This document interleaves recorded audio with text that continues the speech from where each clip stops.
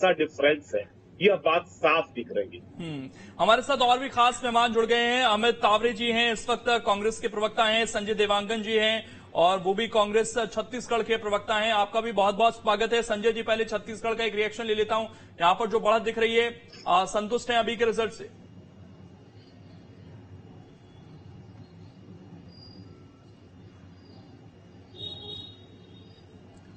चलिए, मैं दोबारा से जुड़ने की कोशिश करता हूं। इसके अलावा तौकीर रजा जी, कई बड़े नेताओं की जो साख थी वो दांव पर लगी हुई थी इस बार। अभी तक जो खबरें सामने आ रही हैं, ज्यादातर लोग लीड में दिख रहे हैं। क्या आपको लगता है कि कोई बड़ा चैलेंज इन बड़े नेताओं को नहीं मिलेगा मध्य प्रदेश में?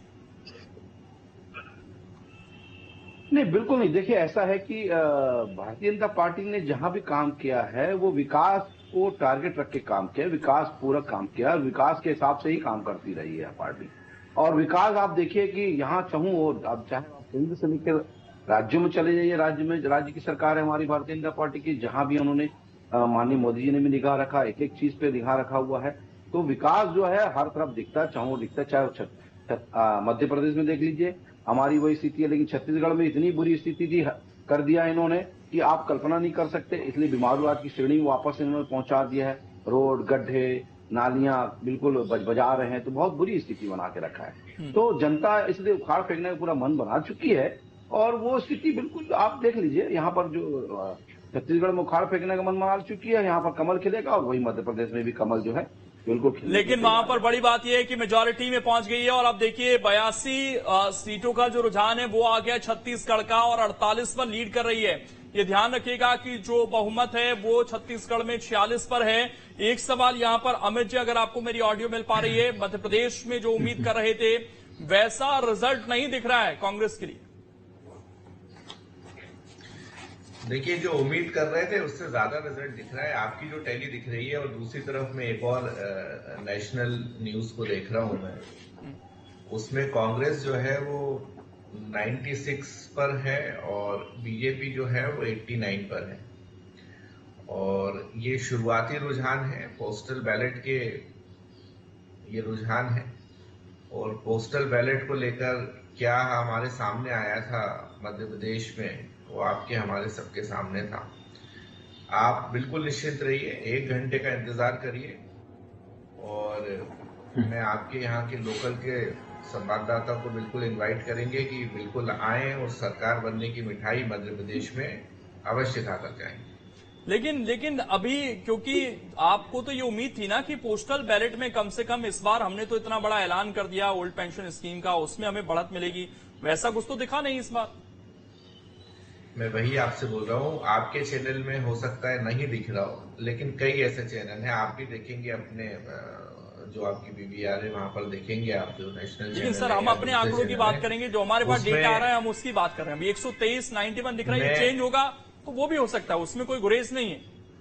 मैं आपके आंकड़ों को डिनाई नहीं कर रहा हूँ, लेकिन जो दूसरे चैनल पे भी आंकड़े चल रहे हैं मैं उसको भी डिनाई नहीं कर सकता। और उसमें लगातार ठीक है। इस बीच एक बड़ी खबर सामने आ रही है दतिया से, वो आपको बता दें, दतिया से बड़ी खबर सामने आ रही है क्योंकि यहां पर गृह मंत्री नरोत्तम मिश्रा इस वक्त पीछे चल रहे हैं। ये बड़ा मामला इस वक्त दिख रहा है, शुरुआती रुझानों में पीछे चल रहे हैं नरोत्तम मिश्रा। बड़ी खबर इस वक्त आपको बता रहे हैं।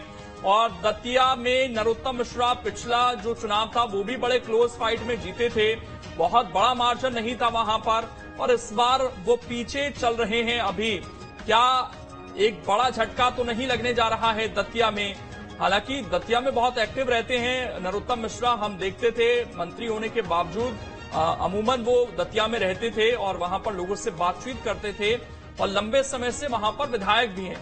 लेकिन उसके बावजूद दतिया से ये खबर सामने आना, और अभी तक हमने जितने ट्रेंड दिखाए तमाम बड़े नेताओं के, उसमें चाहे कैलाश विजयवर्गीय हो, चाहे शिवराज सिंह चौहान हो, नरेंद्र सिंह तोमर हो, सब आगे दिखाई दिए। लेकिन अब नरोत्तम मिश्रा को लेकर ये रुझान, नरोत्तम मिश्रा इस वक्त पीछे दिख रहे हैं दतिया से। ये बहुत बड़ी खबर इस वक्त ये आपको बता रहे हैं। शुरुआती रुझानों में नरोत्तम मिश्रा इस वक्त पीछे दिख रहे हैं, दतिया से बड़ी खबर इस वक्त बता रहे हैं। शुरुआती रुझानों में नरोत्तम मिश्रा की जो स्थिति है वो बहुत अच्छी नहीं दिख रही है फिलहाल, और वो पीछे दिख रहे हैं। इस पर क्या कहेंगे तौकीर रजा जी? आप जानते हैं कि नरोत्तम मिश्रा जी का जो कार्यकाल रहा है,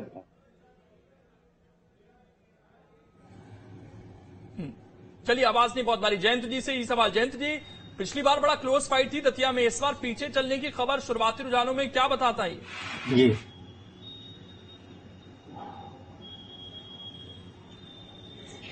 हाँ, ये नरोत्तम मिश्रा जी का जो है वो बड़ा एक बड़ी खबर है, क्योंकि वैसे भी लोगों का ऐसा सोचना था कि वो गृह मंत्री रहे हैं और उन्होंने वहां पे एक खास वर्ग के लोगों को ही काफी सपोर्ट किया था।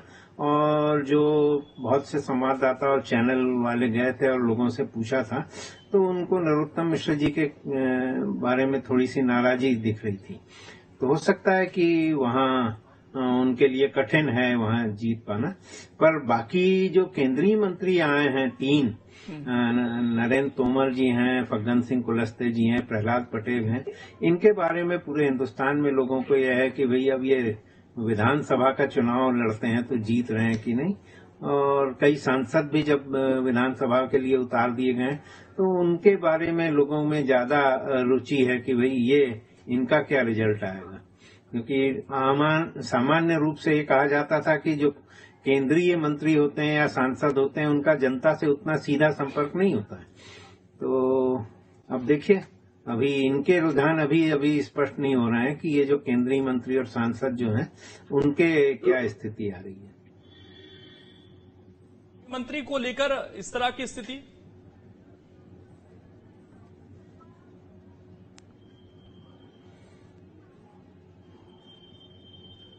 आपको ऑडियो मिल रहा है तो कीजिए मेरा।